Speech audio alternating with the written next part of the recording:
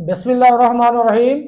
الصلاۃ والسلام علیک یا سید یا رسول اللہ، الصلاۃ والسلام علیک یا سید یا حبیب اللہ، لا تعداد درود و سلام ہمارے پیارے آقا حضرت محمد مصطفیٰ صلی اللہ علیہ وآلہ وسلم اور آپ کی آل پر۔ ویور میں مشتاق احمد، آپ دیکھ رہے ہیں یوٹیوب چینل۔ ہمارا آج کا ٹاپک ہے سورہ فاتحہ، فاتحہ الکتاب، فاتحہ الکتاب۔ سورہ فاتحہ کا نام ام القرآن بھی ہے اور سبع المثانی یعنی بار بار پڑھی جانے والی 7 آیات بھی۔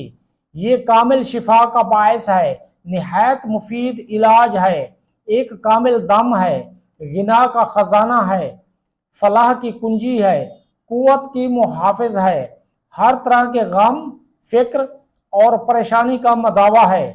لیکن یہ فوائد و برکات اسی کو حاصل ہوتے ہیں جو اس عظیم الشان سورت کے مقام و مرتبے سے واقف ہو، اس کا حق ادا کرتا رہے، اس کے ذریعے سے بیماری کا علاج صحیح طریقے سے کرے، اسے معلوم ہو کہ اس سورت مبارکہ سے علاج کیوں کیا جاتا ہے، اس سے شفا کس طرح حاصل کی جا سکتی ہے، اور وہ کون سا بھید ہے جس کی وجہ سے یہ سورت شفا ہے۔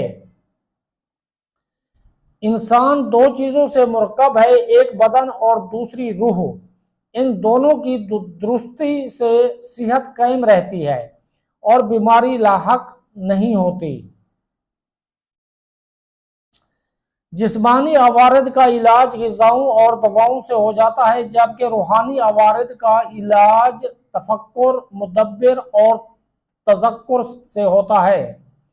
حقیقی صحت مند وہ شخص ہے جو جسمانی اور روحانی ہر 2 لحاظ سے صحت مند ہو، یعنی جو صاحب بصیرت و بصارت ہو، جو حق اور سچ کو دیکھ بھی لے اور پہچان بھی سکے۔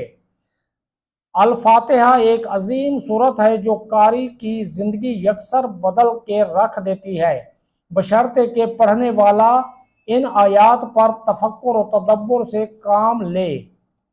ویور، اب تک کے لیے اتنا ہی۔ اپنا خیال رکھیے، اس ویڈیو کو سبسکرائب کر کے لائک اور شیئر کر دیجیے۔ اللہ حافظ۔